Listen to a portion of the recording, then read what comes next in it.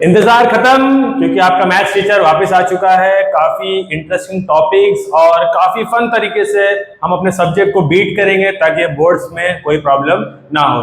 तो हेलो बच्चों, welcome back to our channel MTG college. मेरा नाम है इरशाद मंसूरी और जैसे कि आप सभी जानते हैं, मैं आप सभी को क्या सिखाता हूँ, मैथ्स सिखाता हूँ काफी फन तरीके से। तो आइए चलते हैं आज के हमारे इस वीडियो लेक्चर में कि हम यहाँ पर क्या सीखने वाले हैं। तो आप आई होप आप सभी का 11th खत्म हो चुका रहेगा और हम आ चुके हैं अब कहाँ पर 12th स्टैंडर्ड के अंदर बच्चों। तो ये मत समझना कि अब 12th में हम आ चुके हैं तो हम क्या बोलते हैं, हमारे पास काफी ज्यादा टाइम है पढ़ने के लिए और बोर्ड एग्जाम तो सर नेक्स्ट ईयर है, तब तक तो हमारे पास बहुत टाइम है, आराम से कवर कर लेंगे। लेकिन ऐसा नहीं है, 12th स्टैंडर्ड के पोर्शन जो है हमको जल्दी जल्दी कवर करने पड़ेंगे ताकि हम उसको अच्छे से रिवाइज कर सके, ताकि हमारे स्कोर जो है वो as compare to 11th standard 12th में इंक्रीज हो जाए।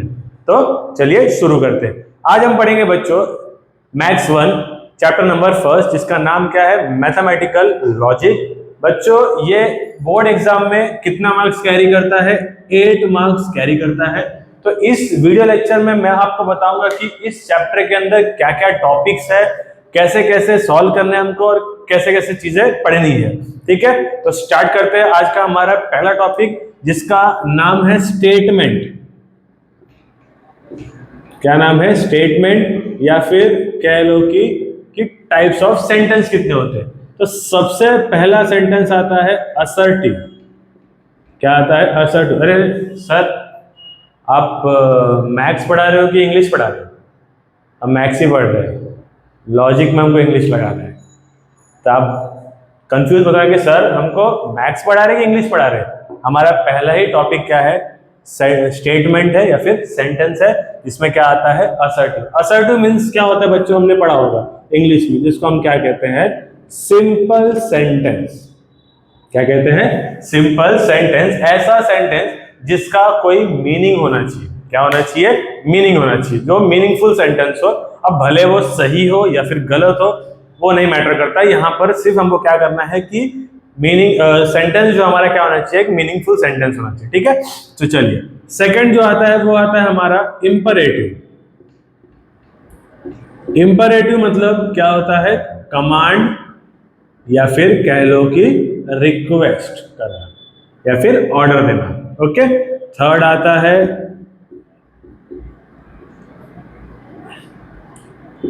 इंटरोगेटिव, मतलब क्वेश्चन मार्क। फोर्थ सेंटेंस आता है एक्सक्लेमेटरी, मीन्स एक्सक्लेमेशन मार्क। और फिफ्थ आता है ओपन सेंटेंस। ओके, तो असर्टिव, इंपरेटिव, इंटरोगेटिव, एक्सक्लेमेटरी और ओपन सेंटेंस, ये हम सारी चीजें यहाँ पर देखने वाले हैं कि ये क्या होता है, कैसे हमको पहचानना है एक्सरसाइज में। नेक्स्ट चीज, इसी सेंटेंस की हमको ट्रूथ वैल्यू देखनी है। क्या देखनी है, ट्रूथ वैल्यू। जैसे कि मैंने बताया स्टार्टिंग में कि ट्रूथ वैल्यू मतलब ट्रू या फिर फॉल्स। मैंने बताया नहीं आपको कि सेंटेंस सही हो गलत हो मैटर नहीं करता, यहाँ पर हमको क्या करता है, वो चीजें मैटर करती है, ट्रूथ वैल्यू। फिर हम यहाँ पर देखेंगे लॉजिकल कनेक्टिविटी या फिर क्या कह लो इसको, कंपाउंड सेंटेंस। ओके, तो हमारे पास असर्टिव, इंपरेटिव, इंटरोगेटिव, एक्सक्लेमेटरी और ओपन सेंटेंस है। ऐसे 5 टाइप के सेंटेंस हमारे पास होते हैं। इस चैप्टर के अंदर हम ये पढ़ेंगे। नेक्स्ट आता है हमारे पास एग्जाम्पल। अगर हम लेना चाहेंगे, जैसे कि for example the sun set in a waste.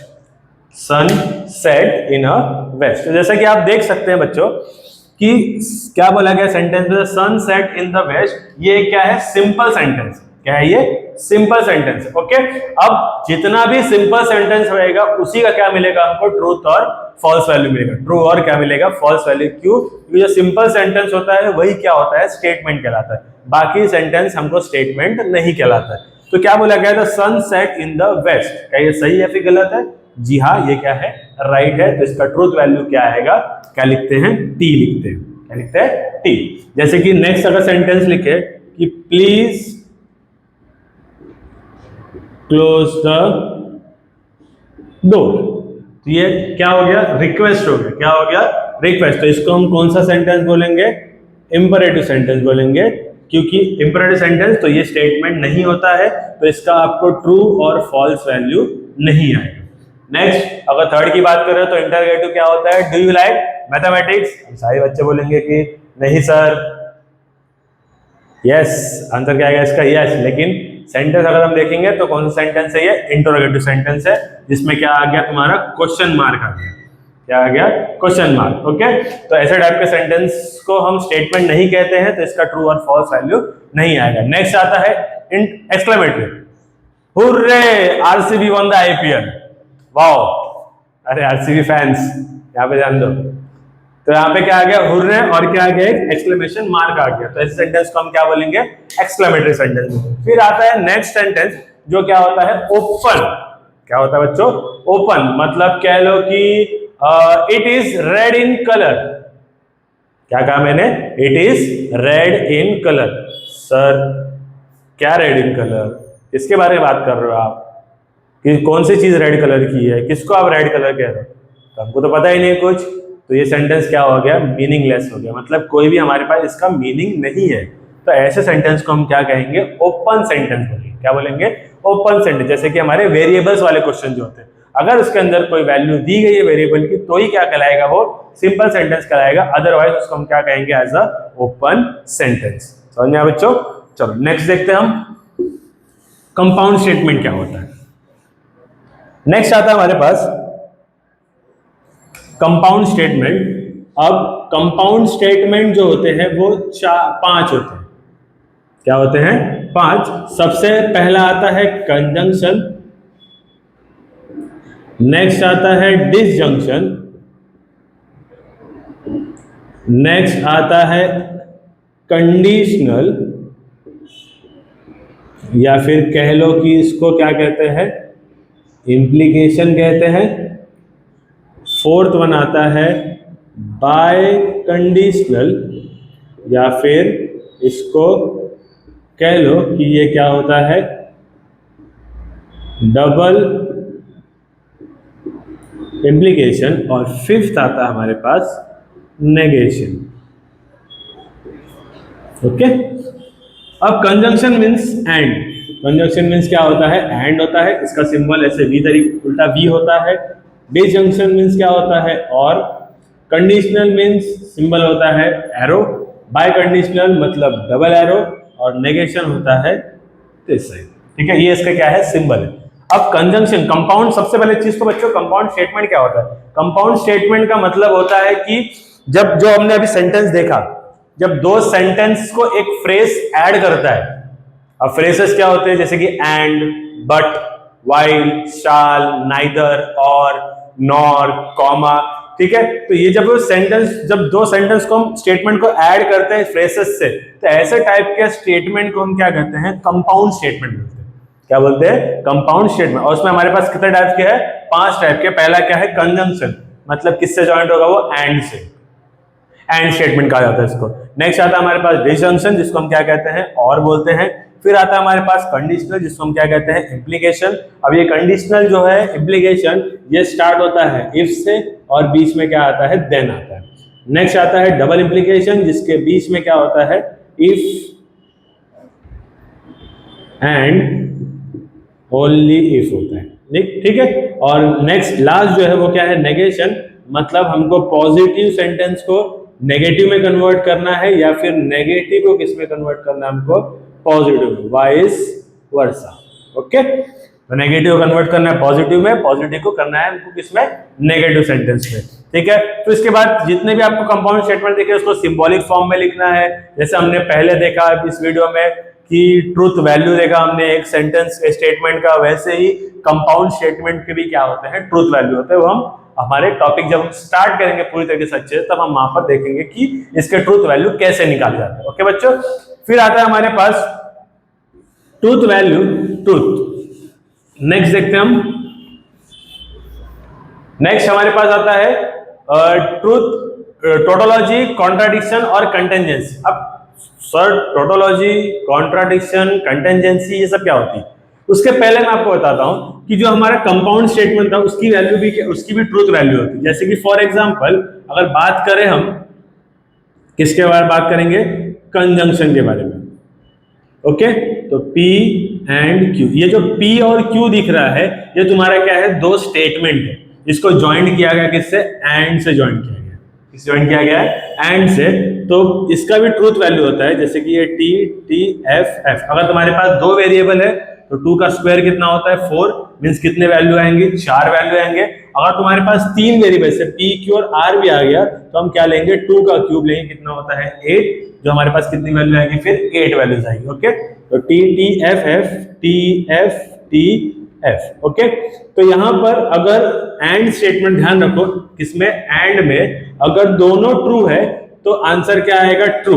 Okay, अगर एंड स्टेटमेंट में एक भी फॉल्स आ गया तो आंसर किसमें आएगा, तुम्हारा फॉल्स में आएगा। समझ में आया? यही सेम चीज अगर हम बात करें डिसजंक्शन की, किसकी बारे में बात करते हैं हम, डिसजंक्शन की। तो डिसजंक्शन में कैसा होता है कि अगर एक भी ट्रू आ गया तो आंसर किसमें आएगा, ट्रू में आएगा, किसमें आएगा, ट्रू में, बाकी सब क्या रहेगा, दोनों अगर फॉल्स है तो क्या रहेगा, फॉल्स रहेगा। ये किसमें आता है बच्चों, और में आता है। अब बात करते हैं हमारे अगले कंपाउंड स्टेटमेंट की, जो क्या है, इम्प्लीकेशन।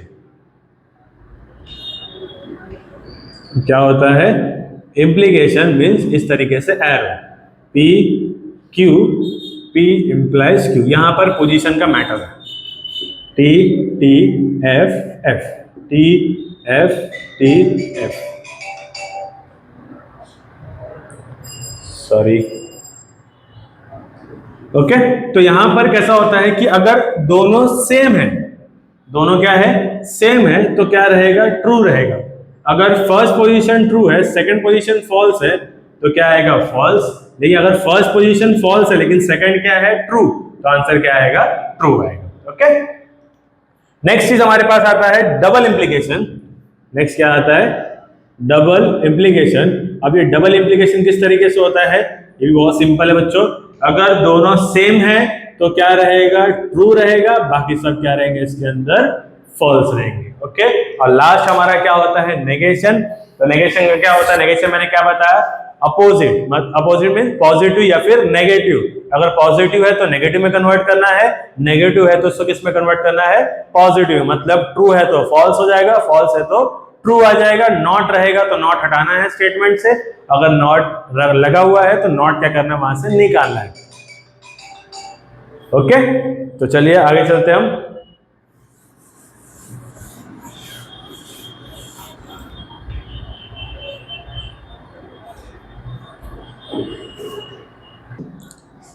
फिर इसके बाद अभी मैंने बताया था थोड़ी देर पहले, टोटोलॉजी, कॉन्ट्राडिक्शन और कंटेंजेंसी, वो क्या होती है, हमारे ट्रूथ टेबल पे डिपेंड करता है।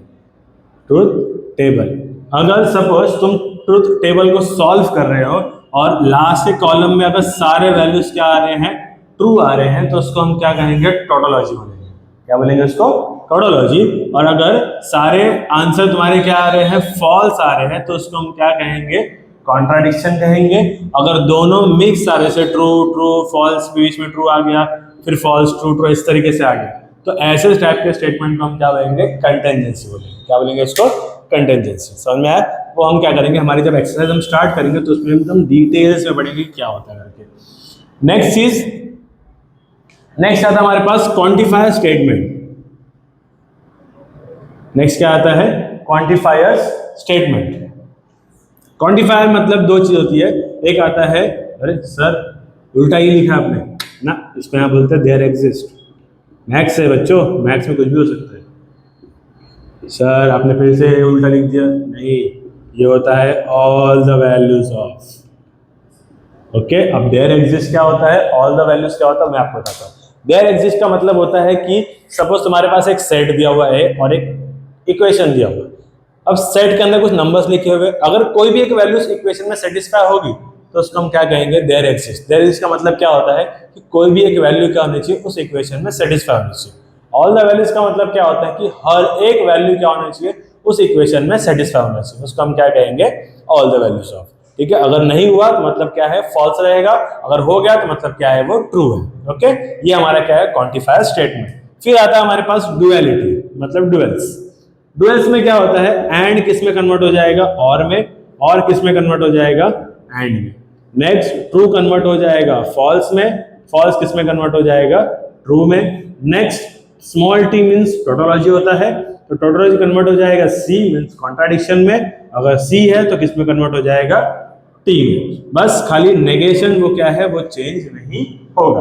और डुअल्स जो होता है वो हमेशा किस में अप्लाई होता है, सिर्फ एंड या फिर और वाले स्टेटमेंट में, इम्प्लाइज और डबल इम्प्लाइज में ऐड नहीं होता। समझ में आया? नेक्स्ट चीज, नेक्स्ट अब इसके अंदर हम पढ़ेंगे कुछ negation of compound statements plus, फिर इसके बाद हम पढ़ेंगे सर्किट डायग्राम। अरे सर्किट डायग्राम मैथ्स में, फिजिक्स का पार्ट मैथ्स में, हाँ क्योंकि हमको मैथ्स फिजिक्स में भी क्या लगाना पड़ता है बच्चों, मैथ्स लगाना पड़ता है, इसलिए यहाँ भी तुमको क्या मिलेगा, सर्किट डायग्राम मिलेगा। बताना पड़ेगा यहाँ पर कि करंट पास होगा कि नहीं होगा, क्या उसका वैल्यूज आएगा, लैम्प ग्लो होगा कि नहीं होगा, सिंबॉलिक फॉर्म में कन्वर्ट करना है, ऐसे बहुत सारे इंटरेस्टिंग चीजें क्या करेंगे हम यहाँ पर इस चैप्टर के अंदर पढ़ेंगे। तो आई होप आप सभी को ये वीडियो में मजा आया होगा।